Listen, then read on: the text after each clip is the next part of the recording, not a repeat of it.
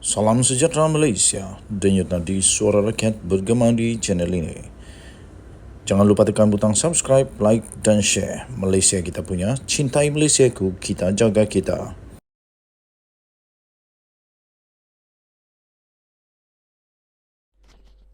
Salam sejahtera Malaysia, denyut nadi suara rakyat bergema di channel ini. Ampun tuanku, beribu-ribu ampun. Ampun tuanku, beribu-ribu ampun. Sembel patik, mohon diampun. Daulat tuanku, digarhayu tuanku.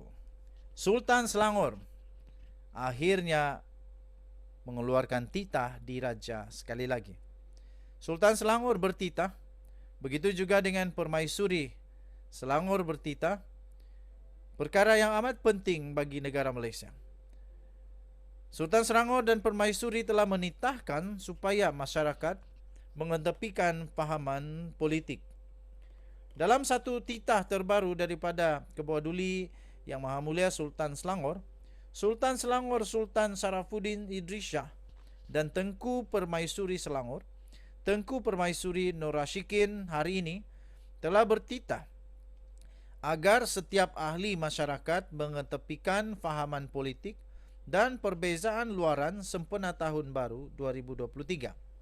Baginda berdua dalam perutusan Tahun Baru 2023 menerusi satu hantaran di Facebook rasmi Selangor Royal Office bertitah supaya usaha itu dilaksanakan dalam mengatasi segala permasalahan dan cabaran yang sedang dihadapi oleh negara yang disayangi.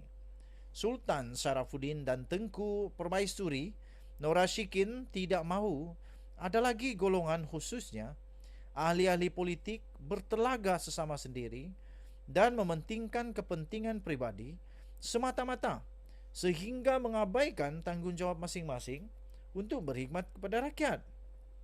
Menurut hantaran itu lagi, di tahun baru ini juga Baginda berdua berharap agar rakyat terus mengutamakan keamanan dan keharmonian serta mengelak daripada menyentuh isu sensitif yang boleh memudaratkan ikatan perpaduan sesama kaum. Sultan Sarafuddin dan Tengku Permaisuri Selangor bertitah mahu semua pihak perlu untuk berganding bahu dan bekerjasama untuk membina kembali negara yang semakin pulih selepas fasa pandemik dan membawa semula negara ke peringkat lebih baik dalam semua aspek termasuklah aspek sosial, aspek politik dan aspek ekonomi. Dalam pada itu Baginda berdua juga turut mendoakan agar pada tahun 2023 ini akan membawa sinar baru yang lebih gemilang dan cemerlang untuk sekalian rakyat. Sultan Sarafuddin dan Tengku Permaisuri Nur Rashikin menyeru agar segenap kelompok masyarakat menyemat azam tahun baru untuk berjimat cermat dalam menguruskan ekonomi dan gaya hidup harian masing-masing, khususnya dalam persekitaran prospek ekonomi dunia yang agak membimbangkan pada tahun 2023 ini. Daulat tuanku, saya patik amat setuju dengan titah Kebawah Duli Yang Maha Mulia Sultan Selangor ini. Marilah kita bersama-sama bekerjasama untuk membangun semula Malaysia. Kita bersama-sama untuk bekerjasama untuk mendoakan negara Malaysia dan benar kata titah daripada daripada Kebawah Duli Yang Maha Mulia Sultan Selangor ini, yaitu supaya pada tahun ini semua dapat bekerjasama untuk berjimat cermat dan juga titah Baginda juga kepada semua ahli-ahli politik supaya jangan bertelagas sama sendiri dan mementingkan kepentingan pribadi semata-mata sehingga tanggungjawab dilupakan. Denyut nadi suara rakyat bergema di channel ini. Kita jumpa lagi. Selamat tahun baru. Bye-bye. Salam sejahtera Malaysia. Denyut nadi suara rakyat bergema di channel ini. Tuan-tuan dan puan-puan yang dihormati sekalian, ini amat mengejutkan pada tahun baru 2023. Baru saja masuk ke dalam 2023, kita dikejutkan dengan berita paling menggemparkan ini. Ada bekas Perdana Menteri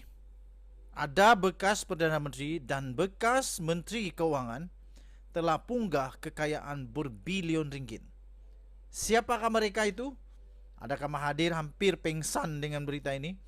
Adakah Najib Razak hampir pitam? Adakah Muhyiddin hampir pitam? Kamu komen siapa? Tapi sebelum itu saya ingin ucapkan bilion terima kasih kepada semua yang sudah tekan butang subscribe, like dan share. Saya juga ingin ucapkan terima kasih dan mengalu-alukan kepada sudah tekan butang join member. Bagi yang belum tekan butang subscribe, saya mohon untuk tekanlah butang subscribe, tekan butang share dan komen banyak-banyak. Dan selain daripada itu, saya juga mengalu-alukan bagi anda yang belum ataupun ingin menjadi channel member, saya alu-alukan kerana pada tahun ini, bermula hari ini, kita akan mulai keluarkan merchandise, kita akan mulai keluarkan souvenir, goodies, giveaway dan macam-macam lagi, stickers dan macam-macam t-shirt dan macam-macam lagi lah. Okey, Anwar Ibrahim bongkarkan ada bekas Perdana Menteri dan bekas Menteri Keuangan telah memunggah kekayaan berbilion. Saya beri kamu pembayang dulu. Bekas-bekas Perdana Menteri adalah pertama, Tun Dr. Mahathir Mohamad.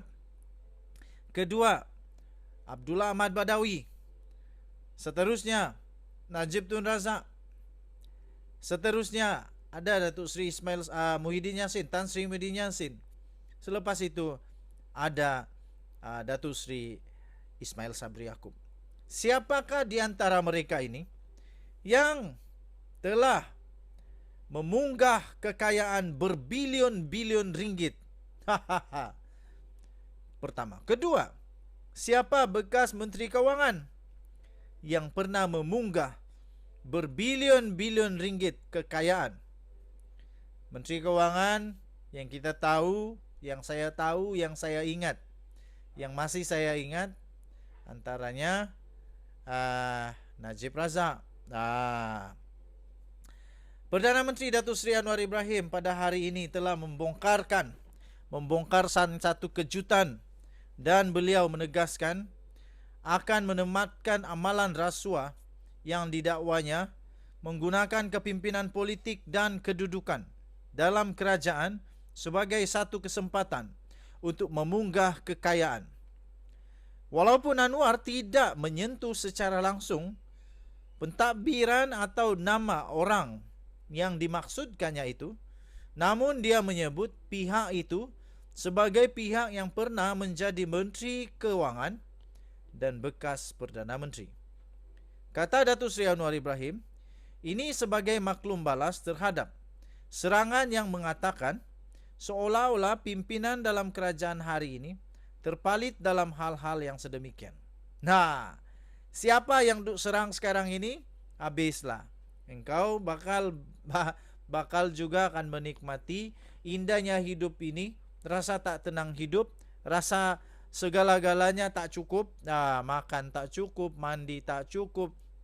Paling seronok, rasanya lantai yang dipijak pun tak cukup. Kata Datuk Seri Anwar Ibrahim, saya nak sebut bahawa sikap kita jelas negara ini negara hukum.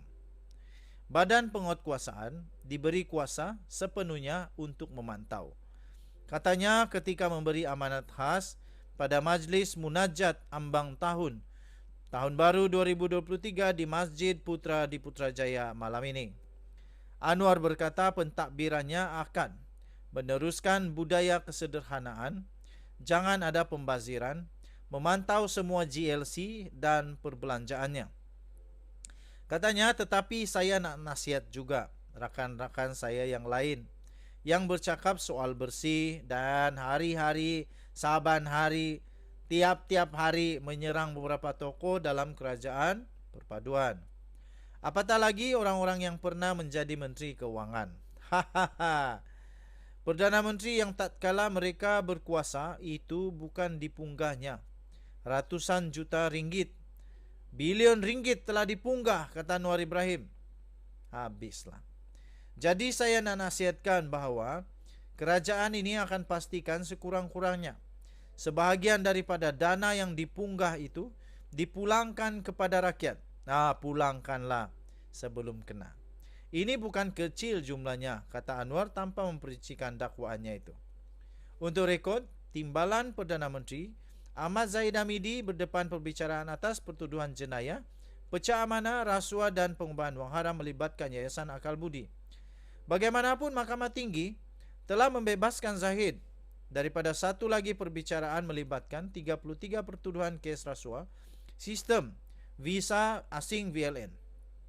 Pemimpin Perikatan Nasional PN antara yang lantang mengkritik pentadbiran Anwar. Perdana Menteri juga mengulas apabila ada yang mengatakan kepadanya bahawa perlu yang lalu biar berlalu. Katanya, saudara, kalau ada kesan pribadi kepada saya boleh maafkan. Malah, saya telah maafkan. Tapi kalau berterusan, tentunya saya akan ambil tindakan.